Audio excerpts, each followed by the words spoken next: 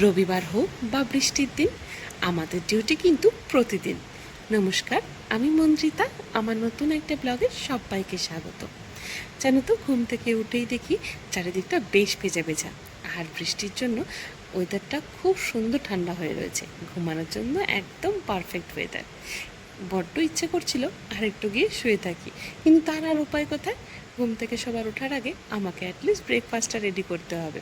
মানে আমি চেষ্টা করি, তা না হলে না সমস্ত কাজ একটু লেট লেট হয়ে যায়, রান্নাটা সারতেও অনেকটা দেরি হয়ে যায়। আর জানো তো, আমি রোজ আগের দিন রাতেই আটাটা মেখে রাখি, কিন্তু কাল কি করে একদম ভুলে গেছি।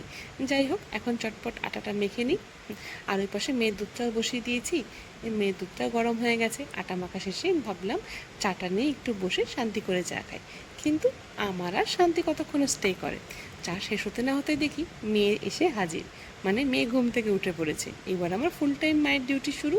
ওকে একটু প্যাম্পার করতে না করতেই ওইদিকে সবজি দাদা হাঁক দিয়েছে, আর আমি চটপট ছুটে গেলাম সবজি নিতে। আর সবজি দাদা আসলে আমি বেশ 2-3 দিনের সবজি একবারে কিনে রাখি, ওতে আমারই সুবিধা হয় কাজের। যাই হোক, এবার চললাম রান্নাঘরে। রুটিগুলো বানিয়ে নিতে হবে, কারণ ওরা সবাই ঘুম থেকে উঠে পড়েছে। চটপট রুটিটা বানিয়ে ওদের খেতেও দিয়ে দেবো। যাই হোক, দেখো কথায় কথায় রুটিটা বানানো হয়ে গেছে। টেবিলটা পরিষ্কার করে আমি মেয়েকে খাওয়াতে বসে পড়েছি। আজ তাহলে আসি, দেখা হচ্ছে অন্য কোনো ব্লগ।